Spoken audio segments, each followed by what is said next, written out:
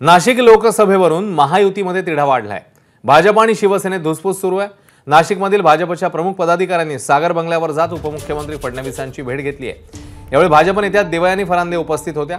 नाशिकमध्ये भाजपची ताकद जास्त आहे, त्यामुळे नाशिक लोकसभेची जागा ही भाजपलाच मिळावी अशी मागणी देवयानी फरांदे यांनी केली। तर नाशिक लोकसभेच्या मागणीसाठी काल शिवसेना खासदार हेमंत गोडसे यांनी मुख्यमंत्री एकनाथ शिंदेंची ठाण्यामध्ये भेट घेत शक्ती प्रदर्शन केलेलं होतं।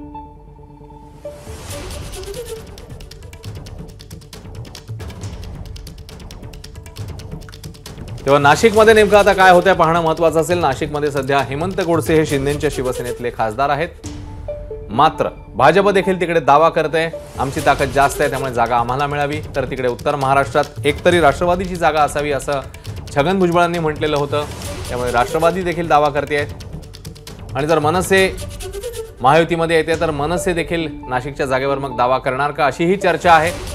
त्यामुळे नाशिक लोकसभेत नेमकं काय होतं हे पाहणं महत्त्वाचं आहे।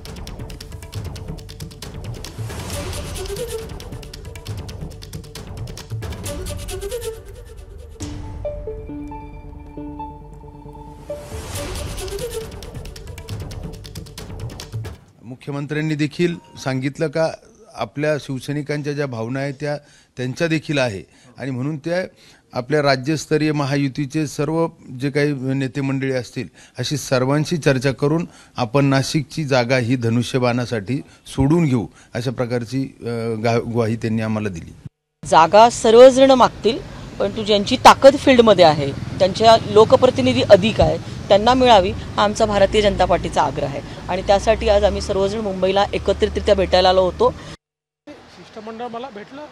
साहजिक आमचा पक्ष तिथे मोठा आहे, आमच्या पक्षाचे 3 आमदार आहेत, 100 नगरसेवक आमचे जवळपास त्या ठिकाणी आहे, बूथपर्यंतची रचना आहे, त्यामुळे त्यांनाही असं वाटतं की आपल्याला लढायला मिळालं पाहिजे। असं वाटणं काही वाईट नाही आहे, ते स्वाभाविकच आहे।